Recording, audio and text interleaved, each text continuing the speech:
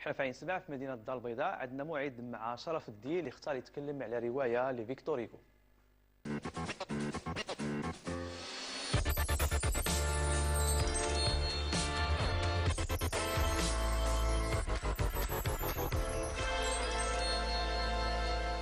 Sharaf Din, c'est quoi le livre que tu vas partager avec les téléspectateurs? Alors aujourd'hui, je vais vous partager le livre du dernier jour d'un condamné, qui est un roman à thèse, écrit par le célèbre sénateur, romancier, dramaturge, poète Victor Hugo, qui a connu un grand succès dans sa carrière grâce à des œuvres telles que Les Misérables, Les Contemplations et Notre-Dame de Paris.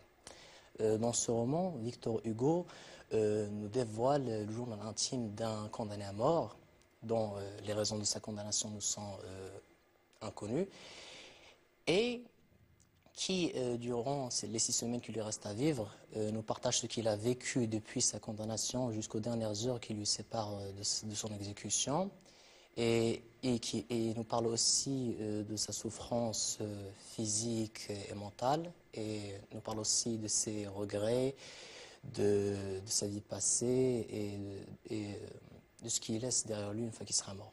Et tout cela dans l'espoir qu'une fois mort, son journal sera reçu par le peuple et pourra ainsi inciter les gens à abolir la peine de mort. Qu'est-ce qui t'a le plus séduit dans l'œuvre de Victor Hugo? Est-ce que c'est le style? Est-ce que c'est l'histoire? Alors, dans mon cas, ce qui m'a séduit, c'est surtout l'œuvre en général, puisqu'on suit les pensées d'un condamné à mort.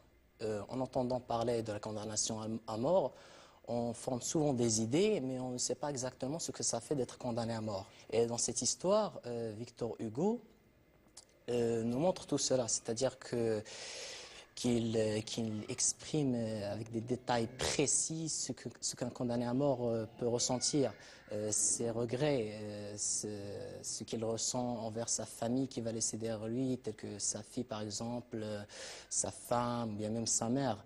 Et comment tu as découvert Victor Hugo en particulier et la lecture en général?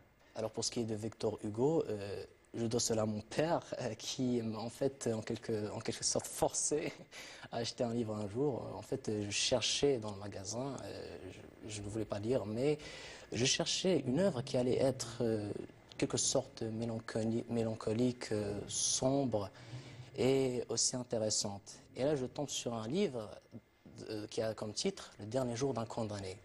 Et j'avoue que ce titre m'a assez capté, donc je l'ai acheté. Et en ce qui s'agit du monde de la lecture, ça a commencé dès l'âge de 11 ans, puisque avant je lisais, mais pas assez pour en faire une passion.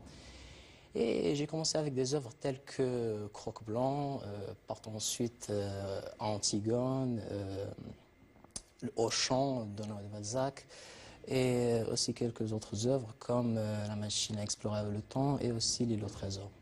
Tu as dit que tu cherchais une histoire sombre. Pourquoi sombre et pas gaie et lumineuse? Quand on choisit ce genre de livre sombre et quelquefois obscur, ce que ça fait, c'est qu'on devient un peu plus mature. On est en face à des sujets qui sont beaucoup plus matures, et qui sont beaucoup plus sérieux, tels que la peine de mort. Et en quelque sorte, on devient une sorte de visionnaire. C'est-à-dire qu'on commence à développer des philosophies, on commence à vouloir élargir notre intellect, et je pense que c'est un très bon genre de lecture, surtout que ça aide beaucoup à devenir en quelque sorte un meilleur étudiant dans mon cas, et peut-être même un grand savant, qui sait. Merci beaucoup Sharaf Din pour ce moment de partage et à la prochaine. Merci à vous aussi.